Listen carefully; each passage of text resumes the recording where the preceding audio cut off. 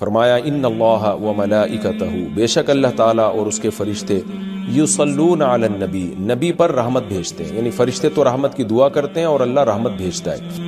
یا ایھا الذین آمنوا، اے لوگو جو ایمان لائے ہو، صلو علیہ، نبی پر خصوصی رحمت بھیجا کرو جس کو اردو میں درود کہا جاتا ہے، وسلموا، اور سلامتی بھیجا کرو، تسلیمہ سلامتی بھیجنا، یعنی خوب سلامتی بھیجا کرو۔ تو یہ آیت جب اس آیت کی وجہ سے علماء نے یہ مسئلہ فقہاء نے بیان کیا ہے کہ زندگی بھر میں ایک مرتبہ درود بھیجنا ہر مسلمان پہ فرض ہے، کیونکہ اللہ نے حکم دیا ہے، اور الامر بشیء لا یقتضی التکرار، جب کسی بات کا آرڈر دیا جاتا ہے نا تو وہ ایک دفعہ کرنے سے وہ آرڈر پورا ہو جاتا ہے۔ تو اللہ نے ہمیں درود کا حکم دیا، تو زندگی میں ایک دفعہ بھی اگر ہم درود پڑھ لیں گے تو یہ فرض ادا ہو جائے گا، جیسے کہ کلمہ توحید زندگی میں ایک دفعہ پڑھنا فرض ہے، باقی جتنا پڑھیں اتنا اچھا ہے۔ اور جب کسی مجلس میں نبی صلی اللہ علیہ وسلم کا ذکر کیا جائے تو ایک مرتبہ اس میں درود پڑھنا واجب ہے، فرض نہیں ہے۔ فرض اور واجب ایک اصطلاح ہے۔ فرض کا مطلب ہوتا ہے جس کی دلیل یقینی اور قطعی ہو، تو چونکہ قرآن نے درود پڑھنے کا حکم دیا تو وہ چونکہ یہ نہیں اللہ نے کہا کہ ہمیشہ پڑھتے رہا کرو، بلکہ پڑھو، تو ایک دفعہ پڑھنا اس قطعی یقینی دلیل کی وجہ سے فرض ہے۔ تو فرضیت ایک ایسی چیز ہوتی ہے جس کا انکار کرنے سے انسان کافر ہو جاتا ہے، کیونکہ اس کی دلیل بہت مضبوط ہوتی ہے۔ اور دوسری حدیث میں آتا ہے کہ وہ شخص بخیل ہے کہ میرے سامنے اس کا تذکرہ کیا جائے اور مجھ پر درود نہ پڑے۔ تو اس حدیث یہ چونکہ خبر واحد ہے، کیونکہ ظاہر ہے قرآن جس طرح تواتر کے ساتھ ثابت ہے، اس طرح اخبار آحاد جو خبر واحد ہوتی ہیں وہ اس طرح تواتر کے ساتھ ثابت نہیں ہوتی، تو اس میں تعویل کا بھی امکان ہوتا ہے۔ تو اس لیے فقہا، خاص طور پر احناف جو ہیں، فقہائے حنفیہ، انہوں نے فرض اور واجب ایک ٹرم بنائی ہے شرعی مسائل کو سمجھانے کے لیے۔ تو اس لیے انہوں نے کہا کہ جب کسی مجلس میں نبی کا نام آئے نا تو اس مجلس میں ایک دفعہ کم سے کم درود پڑھنا واجب ہے۔ واجب کا درجہ تھوڑا سا فرض سے نیچے ہوتا ہے کیونکہ وہ حدیث سے ثابت ہے۔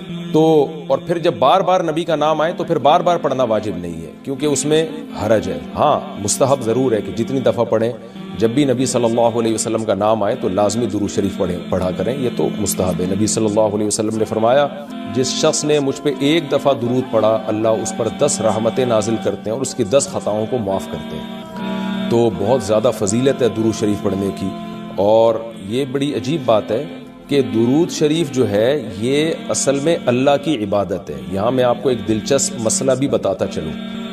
شرعی مسئلہ یہ ہے کہ جب ہم کوئی منت مانتے ہیں نا، منت کہ اگر اللہ نے میرے مریض کو شفا دے دی تو میں اتنے روزے رکھوں گا، میں یہ کروں گا، میں یوں کروں گا، تو اس عمل کو منت کہا جاتا ہے کہ باقی اگر آپ ٹھیک ہو گئے تو آپ پر لازم ہوتا ہے کہ آپ وہ کام کریں۔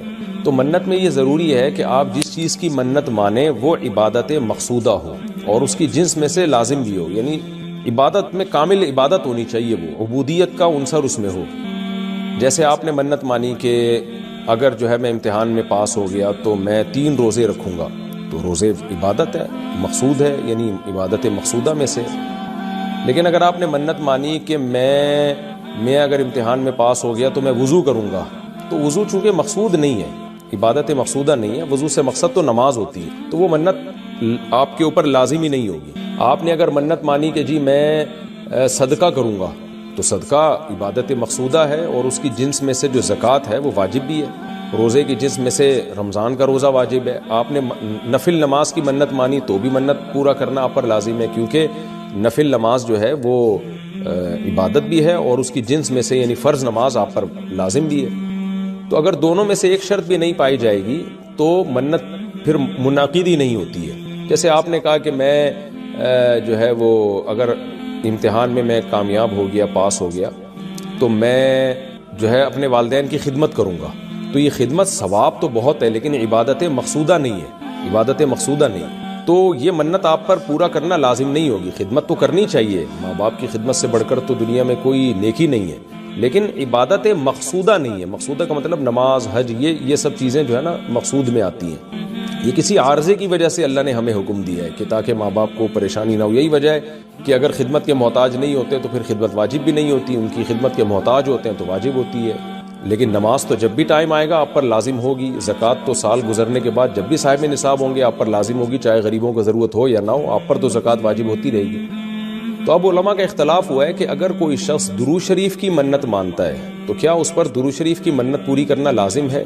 تو بعض علماء نے کہا کہ نہیں، کیونکہ درود شریف بھی عبادت مقصودہ میں سے نہیں ہے۔ اس کی پہلے میں اور آسان مثال دیتا ہوں، جیسے تلاوت۔ علماء کہتے ہیں اگر کوئی یہ منت مانتا ہے کہ اگر میں امتحان میں کامیاب ہو گیا تو میں 3 پارے تلاوت کروں گا، تو یہ منت پوری کرنا بھی واجب نہیں ہے، کیونکہ قرآن پڑھنا بہت زیادہ ثواب تو ہے لیکن عبادت مقصودہ نہیں ہے، بلکہ مقصد قرآن سے کیا ہے کہ آپ کا دل بنے اور آپ کو آخرت کی یاد تازہ ہو، آپ کو شرعی احکام کا علم ہو۔ ثواب بہت ہے، ہر ثواب کا کام اصطلاحی عبادت نہیں ہوتا، خوب سمجھ لیں۔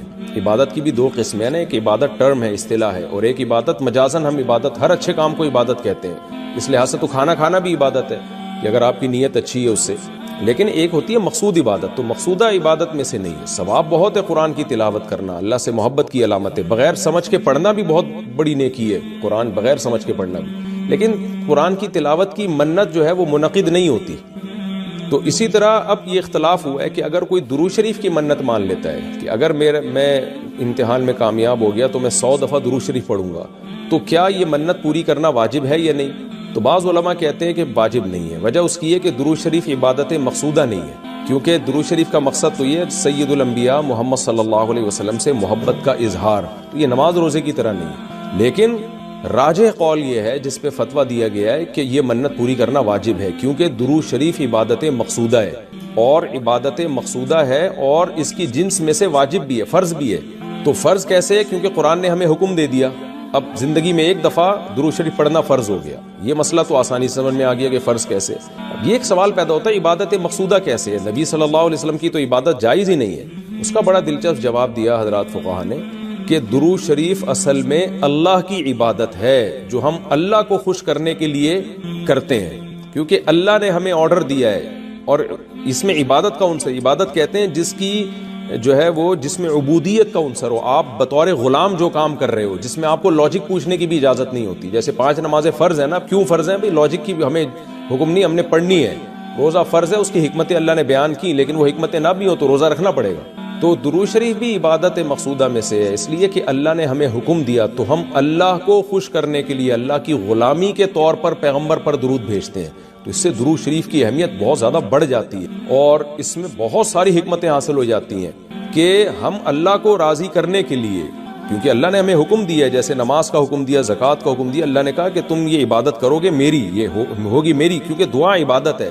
دعا میں کیا ہوتا ہے؟ ہم اللہ سے بھکاریوں کی طرح مانگتے ہیں، تو اللہ نے کہا اور دعائیں تم مانگو نہ مانگو، یہ والی تو اسپیشلی تم پہ فرض ہے۔ ایک تو الاطلاق دعا مانگنا ہے نا، لیکن اسپیسیفک کوئی مخصوص دعا مانگنا تو فرض نہیں ہے، لیکن یہ والی دعا مانگنا ہم پہ اللہ نے فرض کیا ہے کہ تم نے پیغمبر کے لیے رحمت کی دعا کرنی ہے، یہ تم پہ فرض ہے، یہ مجھے خوش کرنے کے لیے فرض ہے۔ تو یہ عبادت ہے، لیکن اللہ کی عبادت ہے، اور نبی کے لیے دعا ہے یہ۔ تو اس سے درود شریف کی اہمیت بھی بہت بڑھ جاتی ہے، اور ہمیں سید الانبیاء صلی اللہ علیہ وسلم کی اہمیت کا بھی پتہ چلتا ہے کہ اللہ نے پیغمبر پہ درود بھیجنے کو اپنی عبادت قرار دے دیا ہے۔ تو سید الانبیاء صلی اللہ علیہ وسلم کی بھی ویلیو بہت زیادہ بڑھ جاتی ہے۔ جیسے قرآن میں آتا ہے نا کہ وَرَفَعْنَا لَكَ ذِكْرَكَ، ہم نے آپ کے تذکرے کو بلند کیا ہے۔ تو کیسے بلند کیا؟ علماء نے اس کا جواب دیا کہ نماز میں بھی درود شریف ہے، اور اتحیات میں نبی صلی اللہ علیہ وسلم پہ سلامتی بھیجنے کو اتحیات کا حصہ بنا دیا گیا ہے، اور اذان میں اشہد ان لا الہ الا اللہ کے ساتھ اشہد ان محمد رسول اللہ کو بھی ایڈ کیا گیا ہے۔ تو اس سے سید الانبیاء صلی اللہ علیہ وسلم کی بہت زیادہ فضیلت ثابت ہوتی ہے۔ تو اس لیے درود شریف کا اہتمام کرنا چاہیے۔